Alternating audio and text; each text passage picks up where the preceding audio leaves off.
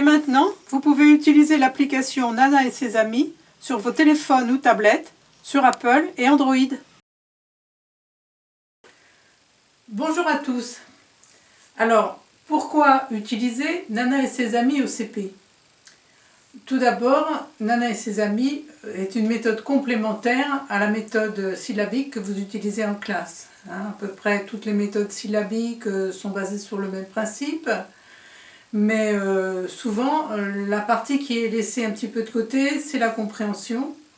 On sait que les méthodes syllabiques réussissent à 80% des élèves, en gros, et que 20% vont avoir des difficultés, et ces difficultés sont surtout de l'ordre de la compréhension. Donc avec Nana et ses amis, on va pouvoir compléter sa méthode syllabique et faire entrer les enfants dans la compréhension. Nana et ses amis, ça sert aussi à donner une motivation pour avoir envie d'apprendre aux élèves, parce que c'est une méthode qui est ludique, qui pose des questions aux enfants et qui va leur donner envie d'apprendre. C'est-à-dire que vous pourrez faire vos séances de Nana et ses amis, par exemple le soir après la récréation, au moment où ils sont déjà fatigués et plus très attentifs. Du fait que c'est une méthode qui est quand même ludique, vous pouvez l'utiliser et vos enfants seront quand même attentifs.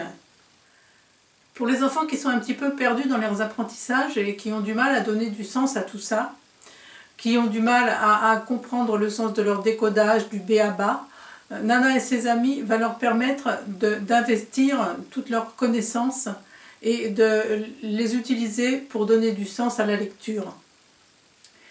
À l'origine, nous avons créé cette méthode pour les élèves de grande section de maternelle, et puis nous avons constaté que nous pouvions aider les élèves de CP avec cette méthode.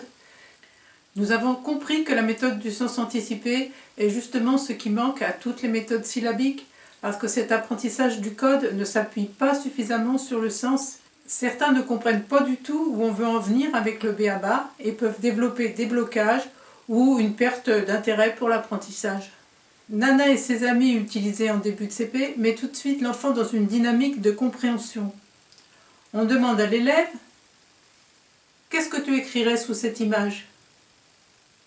L'élève s'appuie sur la langue orale dont il dispose pour répondre et en même temps, il forme l'image mentale qui correspond à la phrase qu'il prononce. Et à ce moment, la curiosité de l'élève est éveillée parce qu'il a envie de savoir ce qui est écrit sous l'image. Il a envie de savoir s'il avait bien deviné. Puis on lui montre la phrase écrite sous l'image. Là, plus de devinette, on déchiffre ce qui est écrit avec plus ou moins d'aide, mais en faisant bien chanter les lettres. En parallèle, les élèves travaillent normalement leur méthode syllabique, mais ils prennent l'habitude de chercher du sens chaque fois qu'ils déchiffrent.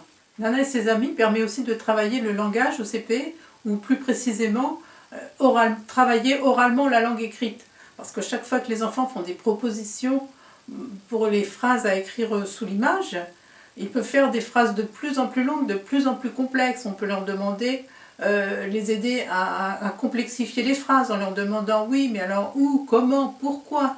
Et là, vous allez aider aussi les enfants étrangers, les enfants qui ne parlent pas encore le français, parce que vous allez leur donner tout un bagage de phrases basiques qui vont les aider à démarrer dans la langue en même temps qu'ils apprendront à lire et à écrire.